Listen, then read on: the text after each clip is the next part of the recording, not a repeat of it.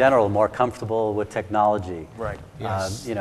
There's a joke where these two young kids are asking about something they're not familiar with called email. And one kid tells the other one, well, email, it's text messaging for old people. And it's true that way with mobile phones. It's true that way with new devices that are coming out. And so we believe that the people most likely to embrace technology and all the tools available on the internet and through these new devices will help get the word out. That's right. What kind of movie do you feel this is going to be? An action, adventurous, or drama? Yes. All of the above. What is it? All of the above? Absolutely. I love action. I know there's going to be quite a bit of action, There's going to be especially with the battles going on. Absolutely. There's a huge amount of action. Because here's the thing. Yes. Elijah is not just a prophet who got up and spoke and people clapped or listened or whatever. He went into physical danger. He was hunted. He confronted the bad guys. The soldiers came after him. He fled. There was drought. There was death, which he overcame. There were tremendous journeys, like his journey to Mount Sinai. And then, in the finale that we've helped to shape, you've got the attack by the Assyrians on Israel, and the role of faith in turning back that attack and saving Israel. So you've got that, but you've got giant excitement, but you've also got individual relationships, which are the key to it. Right. The way Ahab relates to Jezebel, the way Ahab relates to Elijah, the way Elijah relates to God, the way Elijah relates to the young boy whose life he restores when he is in exile. All of those amazing, you will be moved, you will be excited, your adrenaline will be flowing, and hopefully overall you Those will are my kind of feel favorite movies. uplifted. Little action. Gladiator with miracles. There you go. I like that. That's I like right. that. That's a good point. Elijah the prophet didn't just talk. I mean, there was a lot of things that he physically had to do. Danger. And I like that where he's destroying. Don't forget, I don't want to forget this, but people forget the amazing scene on Mount Carmel. Yes. Where he challenged the prophets of Baal. Remember that the story of the bonfire and the sacrifices, and the prophets of Baal said, this could be lit by Baal without anyone touching that wood. And Elijah says, go ahead, do it. And the prophets of Baal danced around the fire and called on their God to light that bonfire, and nothing happened. And they began taking out knives and slashing themselves, covered in blood, dancing, pleading with Baal to light that fire and prove the power of their God, and failing. And then Elijah's turn comes. And he says to the priests of Israel, take water, throw it on the bonfire, make that wood wet, do it again and again. So there is no hope that this can be lit. Then he calls on the Lord to light the fire, and lo and behold, that is exactly what happens.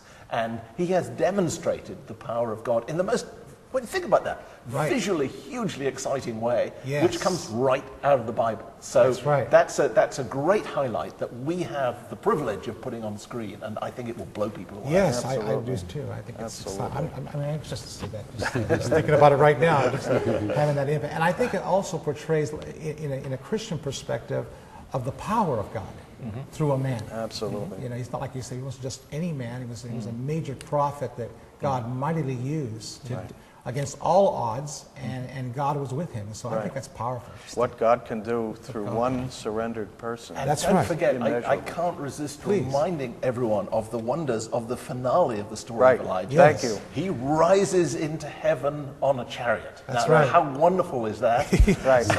Just as a visual, one of the great visual images of the Bible is that happening. And we have that, we have the privilege of putting that in. But he has Goodyear tires on that chariot? Can you tell us about the movie and the portrayal of the biblical character Elijah, what Elijah's like? And do you have in mind for Elijah? In other words, who do you have in mind right now for casting? We're going to let the director decide. We're going to start with the director. But any thoughts that you have? Well, you asked what kind of a person is Elijah. I could refer to the New Testament description that says that he's a man of like passions as we are. Yes. But, he went through all the same emotions, the full gamut that we do in our walk with the Lord and with each other and so forth. Times of great faith, times of doubt, of struggle, of defeat, and of victory. And ultimately, it ends in victory. And this is what Elijah, in a sense, representing each of us. Now, in terms of casting, as we said earlier, the person chosen for that role ultimately will be made by the director, whom we will handpick. And no doubt that will be a talent that will clearly reflect who Elijah is. Right. You know, and also register with a domestic audience as well as the foreign audience. You know what? I think that choice will be inspired. Yes. Absolutely. Ultimately, I think it will be inspired. And there's part of the story of Elijah which I think it helps us to focus on how that process will happen. Remember, Elijah goes to Mount Sinai. The mysterious young man tells him to go to Mount Sinai. Yes. And he goes to the top of Mount Sinai. This is the first time this has happened in the Bible since Moses, hundreds of years before. He is called to go back to that place where Moses met God. And there is a hurricane, a huge storm. Is God in the storm? No. Elijah is still standing there. Yeah. Then comes an earthquake. Is God in the earthquake? No. Then comes a fire racing up the mountain. Right. Is God in the fire? No. And then comes a still, small voice. That is the voice of God. And Elijah hears it. And it's in that for me, is the search that human beings have for truth and the truth about the cosmos. And I think if we're all inspired by that, we'll find the right person to play this role. And we also have the opportunity to engage with the audience. You know, our vision and passion is that through the website, when we're at the point of choosing the lead actor to play that role, we could publish on the internet the screen test, get reaction from the community to say, you know, this is who we would rally behind, this is who we would support. So throughout the process of production, for updates, for status, for chances to see some of the early filmmaking, will be an opportunity that's not usually available. Elijah, I would imagine, would be somebody kind of built solid, strong, physical. Absolutely. Yeah, I mean, this guy is an action hero. That's He right. genuinely That's is. how you envision a Elijah. real man. So we have muscular, to have you know. someone who people just respond to and That's say, right. And that's the star. A Russell Crowe Such type. a person is That's the star. right. Yes, that's exciting. Another key person in the film industry is the casting director. And you know, I've had the privilege to meet some phenomenal ones, and one in particular told me a story of one film that she had cast. It was the movie called Glengarry Glen Ross. And there's one woman in the movie, and she played a coat check girl. And Bonnie was telling me when she cast the movie, which starred Al Pacino and Jonathan Pryce and Alec Baldwin, I mean, just a phenomenal cast of people. She interviewed 150 girls to play the part, and she had one speaking line. And her speaking line was, "It's raining outside." But to hear the casting director explain the process she went through, what she was looking for, and how she went through it, our job as producers are to find those talented people in each of their respective areas of expertise so they could help us say, this would be the right complement, this would be the right person. And I'm sure that you'll be led of the Lord, so we'll definitely keep that in prayer that you find the right person for that. That's right. As far as the setting of the story, Elijah, what similarities can be made between Elijah's time and our time, Elijah's challenges and our challenges, and Elijah's culture and our culture? Well, historically, there's a lot of comparisons, obviously. You have a nation which was founded on certain principles, and by the time Ahab and Jezebel come along, they've drifted far off of that foundation. And Elijah is the voice of conscience, of reason, voice of God, basically, telling the people, you've got to get back to where you've fallen from. That's right.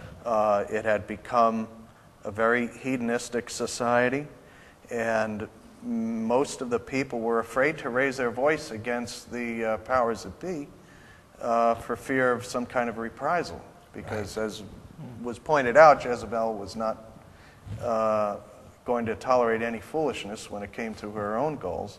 And as we know through the biblical story and how it's related in the script, she was very calculating to see her goals were accomplished, even with the way that she had created a conspiracy to see Naboth murdered and things, just to advance her own agenda. So people were afraid of that. Yeah. You know?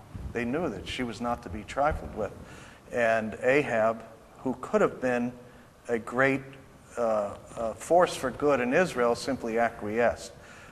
We see a lot of that in many areas of our current society in America and, of course, abroad. Yeah. But those people out there that want to see that change, well, there's our audience.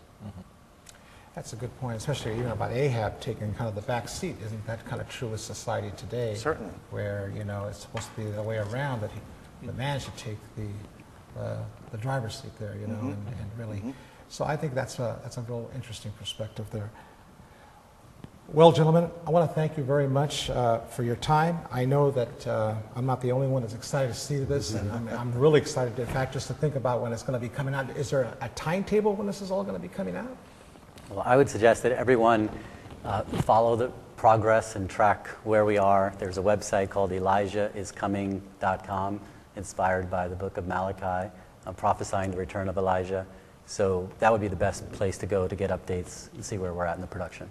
Well, I would say the timetable is in the hands of people who are watching this video, that your involvement in making this thing happen will be what speeds the timetable up. So if you think a movie like this is something the world needs, take action, contact that website, do your part, and you will help make it happen. And if you're on Facebook, it's facebook.com, Elijah is Coming. Well, gentlemen, thank you so much for your time. I know that I'm not the only one that is excited about what's taking place here and the movie coming out soon.